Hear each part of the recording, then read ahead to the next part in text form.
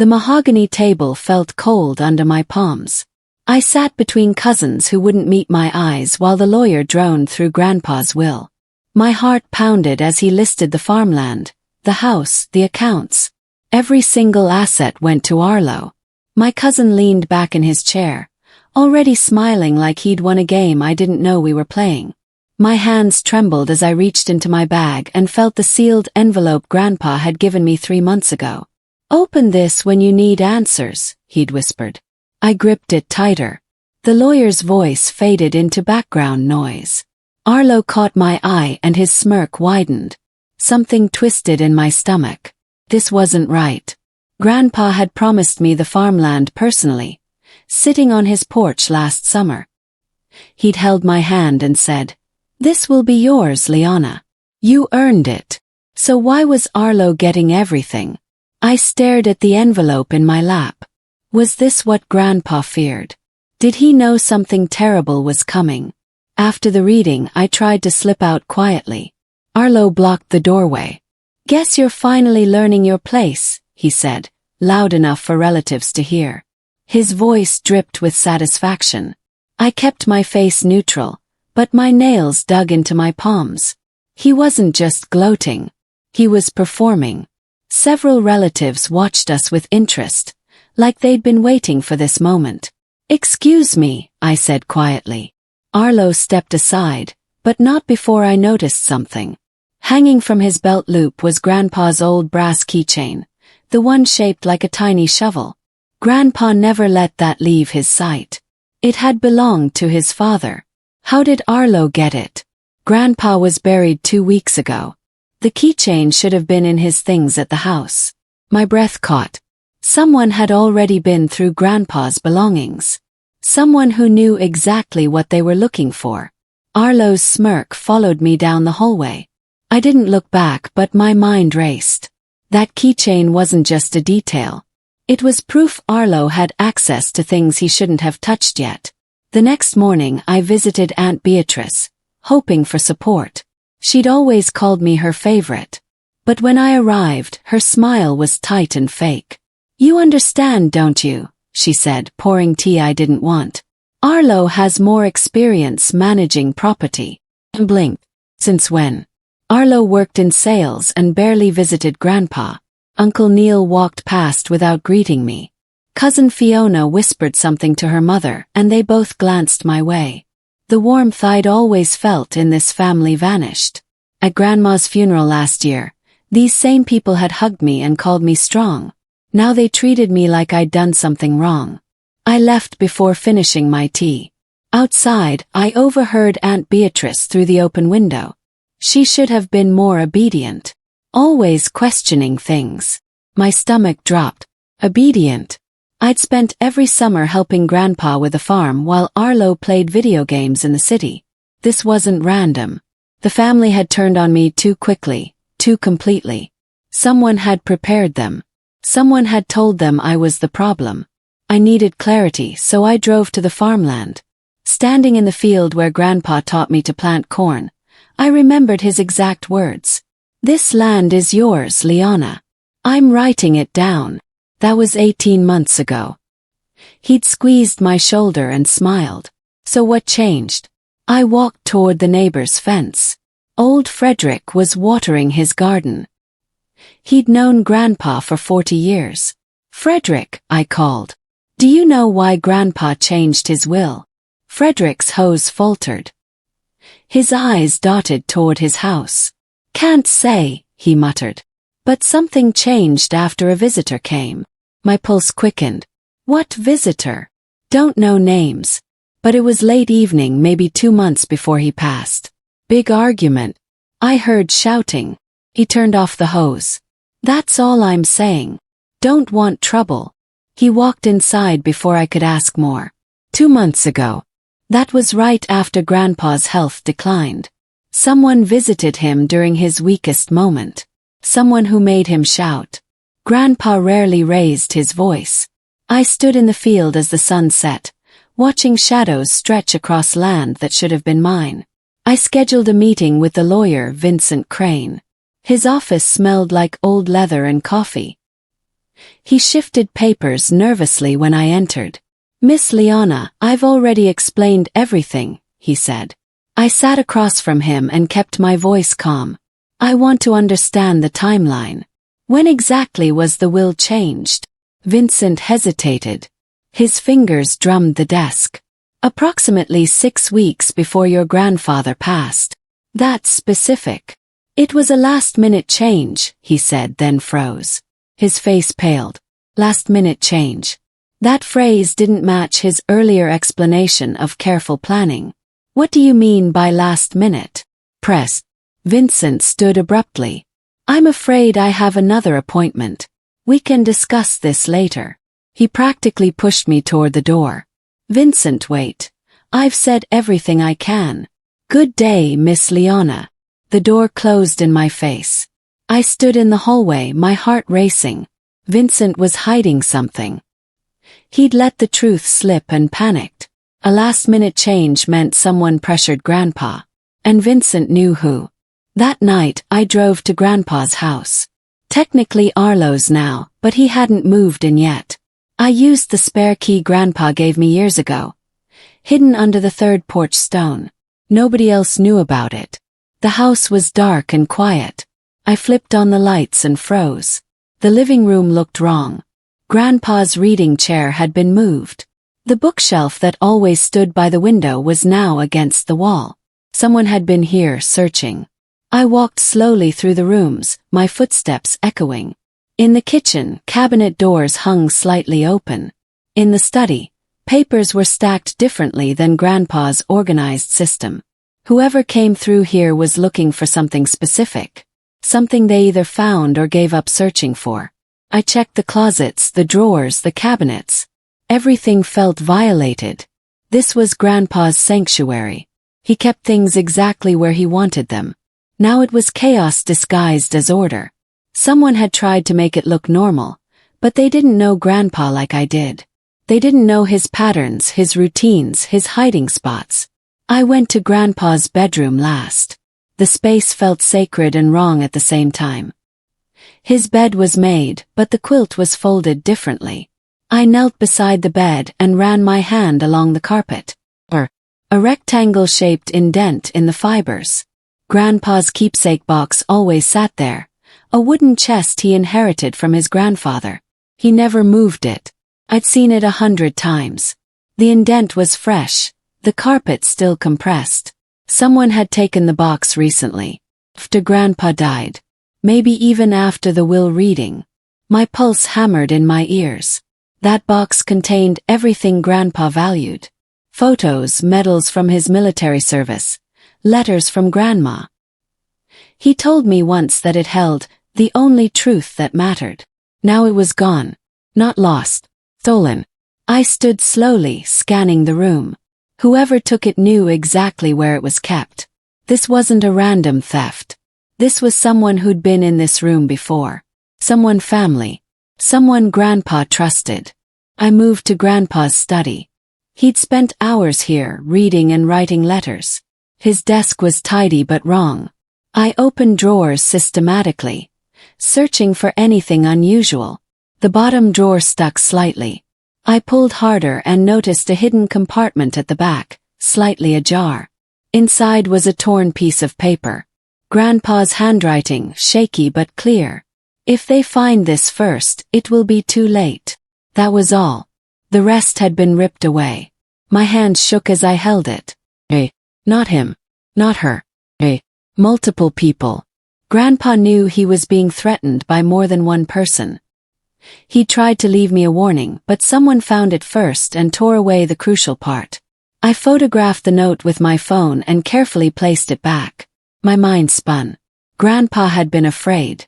Afraid enough to hide warnings around his house. Afraid enough to give me that sealed letter. I thought about the envelope in my bag. Maybe it was time to open it. But something told me to wait. To gather more evidence first. I needed to test Arlo. The next day I called him, keeping my voice defeated. "You won," I said. "I just want to understand why Grandpa changed his mind about me." Arlo's guard dropped immediately. "Finally being reasonable," he said. Look, Grandpa realized I was the better choice. I visited him, talked sense into him. When did you visit? The week before he changed the will. We had a long conversation about responsibility. My breath caught. Arlo had told Aunt Beatrice he was out of town that entire month for work. I'd heard him say it at the funeral. That must have been a meaningful visit, I said carefully. It was. He saw things my way. Arlo sounded proud. He just admitted to being there during the exact window when Grandpa changed the will. The same visit Frederick mentioned. The visit that involved shouting. Thanks for explaining, I said and hung up. Arlo had lied about his whereabouts. He'd been with Grandpa during his weakest time. And he'd convinced himself he'd done nothing wrong. Narcissists always did. That evening I couldn't wait anymore.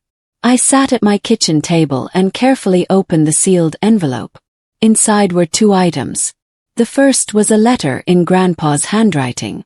My dearest Leona, if you're reading this, something has gone wrong. Trust is a fragile thing, easily broken by greed. Watch for those who smile while sharpening knives. The truth you need isn't in lawyers' offices or wills. It's hidden where only you would think to look. Remember what I taught you about seeds and trust. The second item was a small brass key, old and worn. I turned it over in my fingers. It didn't match any lock I knew. Seeds and trust. Grandpa used to say that constantly when we worked in his greenhouse. Secrets grow where trust is planted. The greenhouse. My heart raced. Grandpa had built it 30 years ago. We'd spent countless hours there together. Just the 2 of us. Nobody else in the family cared about plants. If Grandpa hid something, he'd hide it there.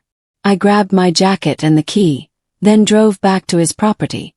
It was nearly midnight, but I couldn't wait until morning. The greenhouse stood behind the house, glass panels reflecting moonlight. I hadn't been inside since last spring. The door creaked open and the smell of soil and old wood filled my nose. I turned on the small overhead light. Rows of empty planter boxes lined the space. Grandpa had stopped planting after Grandma died. He said it hurt too much. But he never tore down the greenhouse. I walked slowly between the rows, studying each box. Most were empty. Some had dried soil. Then I noticed one in the back corner that looked different. The soil was slightly disturbed, not dried and cracked like the others. I knelt and carefully dug with my hands. About 6 inches down, my fingers hit something wrapped in oilcloth. I pulled it out gently, my hands shaking. Inside the cloth was a thick envelope with my name written across it in Grandpa's handwriting. Below that was another note. You found it. You always were the smart one. Everything you need is here. Tears blurred my vision. Grandpa had known. He'd prepared for this exact moment. I sat on the greenhouse floor and opened the envelope carefully. Inside was a document that made my breath stop. It was a will, dated 8 months before Grandpa died. In this version, everything went to me. The farmland, the house, the accounts, everything. This wasn't the official will Vincent read. This was earlier.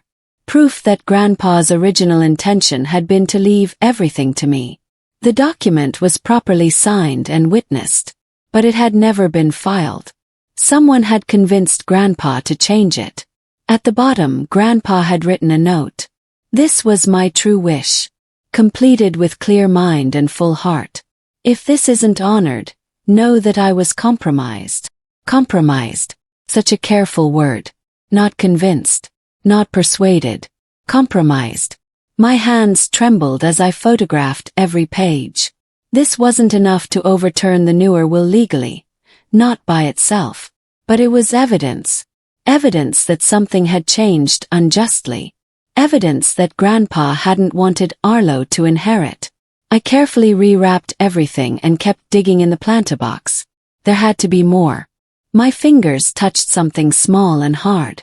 I pulled out a tiny digital recorder, the kind Grandpa used for reminding himself of appointments. Press play. Static crackled. Then Grandpa's voice emerged, weak and tired. Tuesday night. I don't want to do this. Someone is pressuring me. They say Liana won't understand, that she's too young to handle responsibility. But that's not true. I raised her. She's stronger than all of them. Oz. Heavy breathing. Then another voice, male and low. You're making the right choice. Family unity matters more than one person's feelings. Sign the new papers. The recording ended. Played it again. And again. That voice in the background. I knew it. The tone was smooth, practiced. Persuasive. I pulled out my phone and found a video from Aunt Beatrice's birthday party last year. Arlo had given a toast. I played both recordings side by side. The match wasn't perfect, but the cadence was there. The way certain words were emphasized. The smooth confidence. It was Arlo. He'd been in Grandpa's house that Tuesday night, pressuring him to sign. I spent the next morning comparing recordings. I found 3 more videos with Arlo speaking and played them against Grandpa's recorder. The vocal patterns matched. Same rhythm. Same manipulation. Same fake warmth covering cruelty. Arlo had pressured Grandpa while he was weak and dying. My stomach turned. But the recording mentioned they. Arlo hadn't been alone. I played it again, listening more carefully. In the background, very faint, I heard another voice. Higher pitched. Female. Just sign it. We agreed this was best. My blood ran cold. A woman had been there too. Someone who'd planned this with Arlo. Someone who benefited from me losing everything. I made a list of female relatives who might have motive. Aunt Beatrice resented how much time I spent with Grandpa. Cousin Fiona always complained I got too much attention. But the voice sounded older, more authoritative. I closed my eyes and listened one more time. Then I knew. It was Aunt Beatrice. Her tone when discussing obedience. The way she'd immediately turned on me. She'd been part of this from the beginning. I scheduled another meeting with Vincent. This time I came prepared. When he tried to dismiss me quickly, I pulled out my phone. I know the will was changed under pressure, I said calmly. And I think you know who applied that pressure. Vincent's face drained of color. He sat down heavily. I can't discuss. Arlo and someone else visited Grandpa late at night 6 weeks before he died. They made him sign new papers. You were there. Vincent's hands shook. How do you? I have evidence. Recordings. Witnesses. Documents. The question is whether you were complicit or just scared. He closed his eyes. They came to my office first. Arlo and your aunt said the family had decided it was better for estate management if Arlo inherited. They said you were unstable, that you'd contested everything. I never contested anything. I know that now, Vincent whispered. But they were convincing. They brought your grandfather in. He looked exhausted and confused. He signed the new will. I thought it was legitimate family planning. But you knew something was wrong. Vincent nodded slowly. The way Arlo watched him sign, the satisfaction, felt wrong. But I had no proof. Who was the aunt? Asked, though I already knew. Vincent hesitated, then whispered. Beatrice. My suspicions confirmed. Aunt Beatrice had always been jealous of my relationship with Grandpa. After Grandma died, I'd been the one helping him, visiting him, caring for him. Beatrice lived 2 hours away and called once a month. Why would she do this? Asked. Vincent leaned back. Money. Arlo promised her a percentage if she helped convince your grandfather. I overheard them discussing it in my waiting room. My aunt had sold me out for money. Had manipulated her dying father for a cut of my inheritance. The betrayal cut deeper than Arlo's scheming. Arlo was always selfish.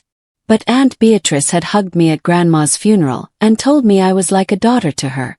Will you testify to this? Asked. Vincent looked terrified. If I do, I could lose my license for not reporting suspicions of undue influence. If you don't, you're complicit in fraud. He stared at his desk for a long moment, then nodded. I'll testify. It's the right thing to do. I left his office with the first piece of public evidence. An admission from the lawyer who facilitated everything. I met with my friend Paige, who worked in legal aid. She reviewed everything I'd gathered. The earlier will, the recordings, Vincent's admission, Frederick's witness statement. This is substantial, Paige said. You could take this to the authorities and start a formal investigation. I want the family to face the truth publicly, I said. Not in some quiet courtroom where they can pretend nothing happened. Paige studied me. You want them to confront what they did in front of each other. Exactly. They all turned on me so easily. They all believed Arlo's lies without asking my side. I want them to see the evidence themselves. Paige nodded slowly. Then you need to call a family meeting. Get everyone in one room. Present everything at once. Will that hold up legally later? If you record it and have witnesses, yes. Their reactions will be evidence too. Especially if someone confesses. We planned carefully. I would call a meeting to honor Grandpa's memory. Everyone would come expecting me to accept defeat quietly. Instead, I'd reveal everything. The truth would explode in their faces, and they'd have nowhere to hide. I sent an email to every family member. Gathering to honor Grandpa and discuss his legacy. Please come. This is important. 20 people confirmed, including Arlo and Aunt Beatrice. The meeting was set for Saturday afternoon at the community center. I arrived early with Paige and set up a laptop connected to speakers. I printed copies of the earlier will and had the recordings ready. My hands shook, but my mind was clear. Family members trickled in. Aunt Beatrice hugged me stiffly. Uncle Neil avoided eye contact. Cousin Fiona whispered to her mother. Arlo arrived last, wearing an expensive suit I knew he'd bought with Grandpa's money. He smirked when he saw me standing at the front of the room. Glad you're finally accepting reality, he said loud enough for others to hear. Several people nodded approvingly. They expected an apology. A tearful admission that I'd been wrong. Thank you all for coming, I said, my voice steady. I wanted us to gather and remember Grandpa honestly. To honor who he really was and what he really wanted. Arlo leaned back in his chair, completely confident. He had no idea what was coming. Before Grandpa died, he gave me a letter, I said. He told me to open it when I needed answers. I opened it last week. Aunt Beatrice shifted uncomfortably. I connected my phone to the speaker system. This is a recording from Grandpa's house. Recorded 6 weeks before he died. Press play. Grandpa's tired voice filled the room. Someone is pressuring me. They say Liana won't understand, that she's too young to handle responsibility. Then the male voice. You're making the right choice. Family unity matters more than one person's feelings. The room went silent. Every eye turned to Arlo. His confident expression shattered. His face went pale. That's not, he started. That's your voice, Arlo, I said calmly. Recorded the night you and Aunt Beatrice visited Grandpa and forced him to change his will. Aunt Beatrice stood abruptly. This is ridiculous. I played the recording again, turning up the volume. This time, the faint female voice was clearer. Just sign it. We agreed this was best. Everyone heard it. Several people gasped. Uncle Neil stared at his wife in shock. But I wasn't finished. I held up the papers. This is the will Grandpa wrote 8 months before he died. His original intention. Everything was left to me. I passed copies around the room. People scanned them quickly, their expressions shifting from confusion to anger.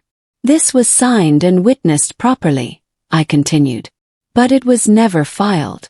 Because 6 weeks later, Arlo and Aunt Beatrice convinced Grandpa to sign a different version. Cousin Fiona grabbed the paper from her mother's hands. Mom, is this true? Aunt Beatrice's face was red. You don't understand. Liana was too young. We were protecting the family assets. By stealing from me. Yes. By manipulating a dying man. Uncle Neil stood. Beatrice, tell me this isn't true. She opened her mouth but no words came out. Arlo tried to recover. The lawyer approved everything. It was legal. The lawyer admitted he suspected undue influence but said nothing, I replied. He's prepared to testify about your visits to his office. About the percentage you promised Aunt Beatrice. The room erupted. Family members turned on each other, voices overlapping. Accusations flew. I stood quietly, watching everything I'd planned unfold exactly as needed. You manipulated him. Cousin Fiona shouted at her mother. For money. Uncle Neil grabbed his coat. I can't believe this. Dad trusted you. Other relatives backed away from Arlo and Aunt Beatrice like they were contagious. The shift was immediate and total. The same people who'd turned on me days ago now saw the truth. Aunt Beatrice tried to defend herself. We thought it was better this way. Arlo has experience. Arlo has a sales job and credit card debt, someone interrupted. Liana spent every summer helping Dad with the farm. This is slander, Arlo said, standing. You can't prove any of this. I can, I said. I have the recordings. I have the earlier will. I have witness statements from Frederick the neighbor about your late-night visit and the shouting. I have the lawyer's admission. Arlo's confidence crumbled completely. He looked around for support but found none. Even his own mother wouldn't meet his eyes.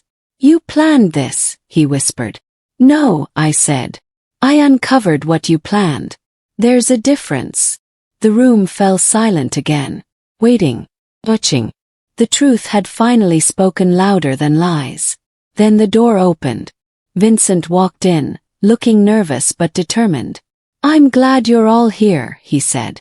I need to make a statement publicly. Aunt Beatrice went pale. Vincent, don't. I was approached by Arlo and Beatrice 8 weeks ago, Vincent said clearly. They wanted me to help facilitate a will change. They claimed family consensus.